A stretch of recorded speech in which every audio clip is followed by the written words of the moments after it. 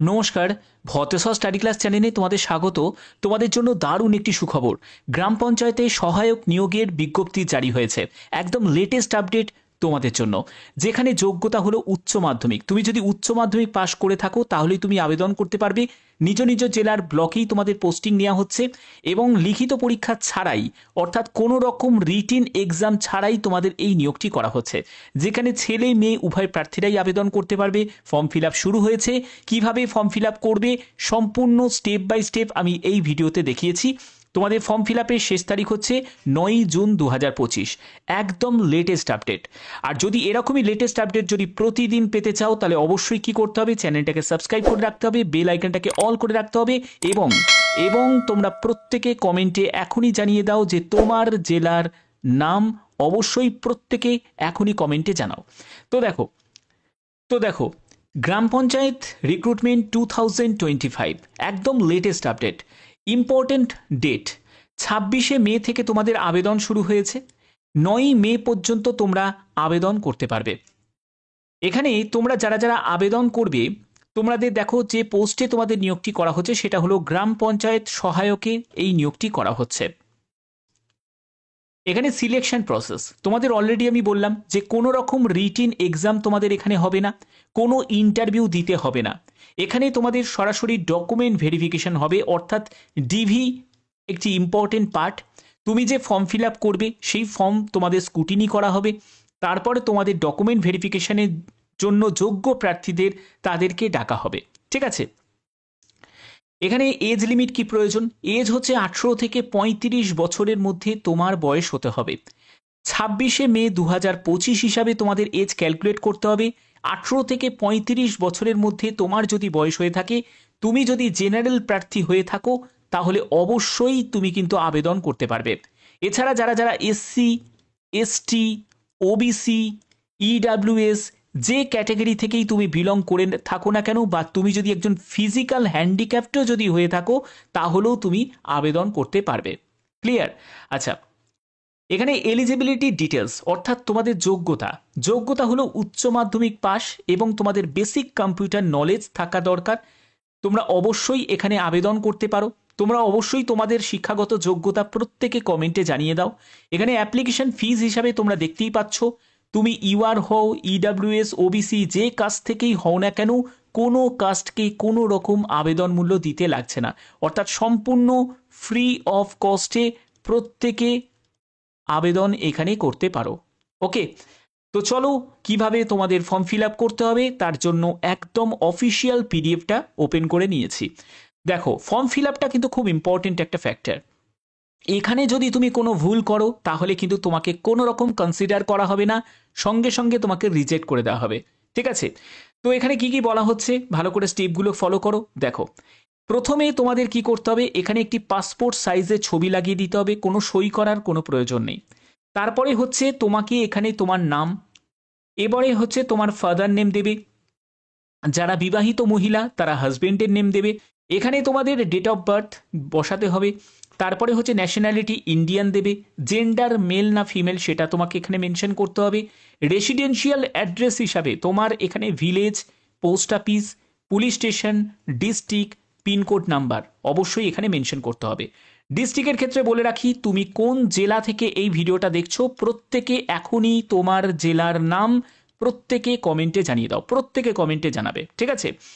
এবং দেখো, তোমাদের পার্মানেন্ট রেসিডেন্সিয়াল অ্যাড্রেস এটা যদি তোমাদের সেম হয়ে থাকে তাহলে সেমটাই লিখবে, আর যদি ডিফারেন্ট হয়ে থাকে ডিফারেন্টটা কিন্তু এখানে লিখতে হবে। ঠিক আছে।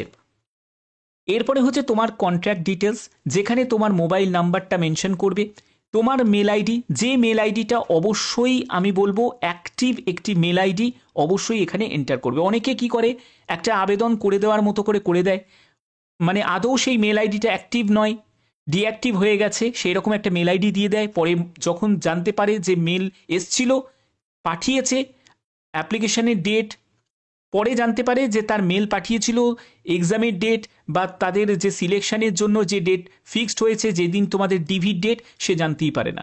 তো তার জন্যই বলছি যে মেল আইডিটা দেবে সেটা যেন অবশ্যই অ্যাক্টিভ যেন একটা মেল আইডি হয়ে থাকে। ঠিক আছে।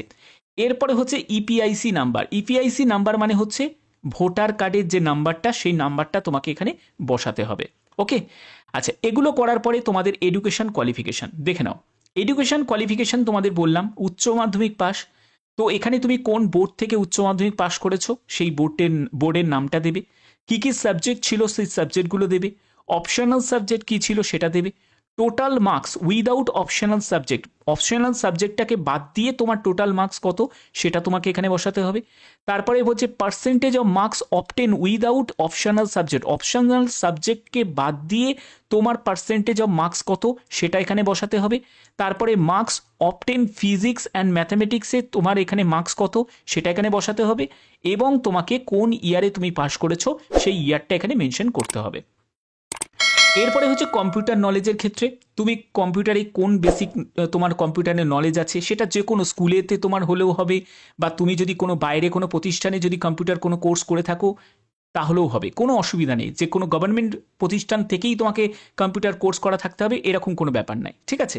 তো এখানে তোমাদের কম্পিউটার কোর্স, তারপরে কোনো ইনস্টিটিউটের নেম, তারপরে ডিউরেশন অফ কোর্স অর্থাৎ কতদিনের কোর্স করেছো এবং কোন ইয়ারে তুমি কমপ্লিট করেছো, এগুলো তোমাদেরকে এখানে মেনশন করতে হবে। এরপরে হচ্ছে তোমাকে এখানে সই করতে হবে, তারপরে ডেট দেবে এবং প্লেস দেবে যে ডেটে তুমি অ্যাপ্লিকেশন ফর্মটা জমা করছো। ওকে, এবার দেখো যে তোমাদের মেথড অফ অ্যাপ্লিকেশন অর্থাৎ আবেদন করার যে স্টেপ, সেই আবেদন করা স্টেপের মধ্যে সবথেকে গুরুত্বপূর্ণ স্টেপ হচ্ছে অ্যাপ্লিকেশন ফর্মটা তো তোমাদের ফিল আপ করা দেখালাম, এবং সঙ্গে তোমাদের কিছু প্রয়োজনীয় ডকুমেন্টস যেগুলোকে অ্যাটাচ করতে হবে, আদারওয়াইজ সেই আবেদন তোমাদের রিজেক্ট হয়ে যাবে। ভালো করে এটা বুঝে নাও। দেখো, প্রথমত এখানে মার্কশিট অফ হায়ার সেকেন্ডারি অর্থাৎ উচ্চ মাধ্যমিকের তোমার মার্কশিট লাগছে। তারপরে হচ্ছে 10th অ্যাডমিট কার্ড বা 10th সার্টিফিকেট, সেটা ডেট অফ বার্থের প্রুফ হিসাবে বা তোমাদের ডেট অফ বার্থের সার্টিফিকেট প্রয়োজন, ঠিক আছে। এরপরে হচ্ছে তোমাদের কম্পিউটার নলেজের সার্টিফিকেট, এটাও কিন্তু তোমাদের লাগছে। তারপরে ভোটার আইডি কার্ড তোমাদের প্রয়োজন হচ্ছে। রেসিডেন্সিয়াল সার্টিফিকেট অরিজিনালটা লাগবে। রেসিডেন্সিয়াল সার্টিফিকেট কোথায় পাবে সেটা তোমরা গ্রাম পঞ্চায়েত প্রধানের কাছ থেকে পেয়ে যাবে, অথবা তোমরা কাউন্সিলরের কাছ থেকে খবর নেবে, কাউন্সিলরের কাছ থেকেও কিন্তু এই তোমাদের এই সার্টিফিকেটটা তোমরা পেয়ে যাবে, ঠিক আছে, রেসিডেন্সিয়াল সার্টিফিকেটটা পেয়ে যাবে। ওকে, এরপরে হচ্ছে তোমার আধার কার্ড, এটাও কিন্তু প্রয়োজন আছে। তোমার mobile phone number to be mention the application ফর্মের সাথে তোমাদের মোবাইল ফোন নাম্বারটা মেনশন করে দিতে হবে। এখানে আর কি কি বলা হচ্ছে যে পিরিয়ড অফ অ্যাপ্লিকেশন, দেখো 26শে মে থেকে তোমাদের আবেদন শুরু হয়েছে, 9ই জুন পর্যন্ত তোমরা আবেদন করতে পারবে। অ্যাপ্লিকেশন ফর্ম আমি ডেসক্রিপশানে দিয়ে দেবো, তোমাদের সেই ফর্ম তোমাকে ফিল আপ করে তোমাদের নির্দিষ্ট ঠিকানায় পাঠিয়ে দিতে হবে। Application will be submitted along with the request, যেসব ডকুমেন্টসগুলো বললাম সেই রিকুইজিট ডকুমেন্টসগুলোকে সঙ্গে অ্যাটাচ করে তোমাদের এই ঠিকানায় পাঠিয়ে দিতে হবে।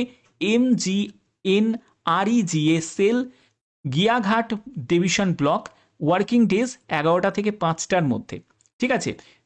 তো এখানে জিয়াঘাট তোমাদের এই যে ব্লকে এই নিয়োগটি করা হচ্ছে, অবশ্যই এখানে আবেদন করতে পারবে।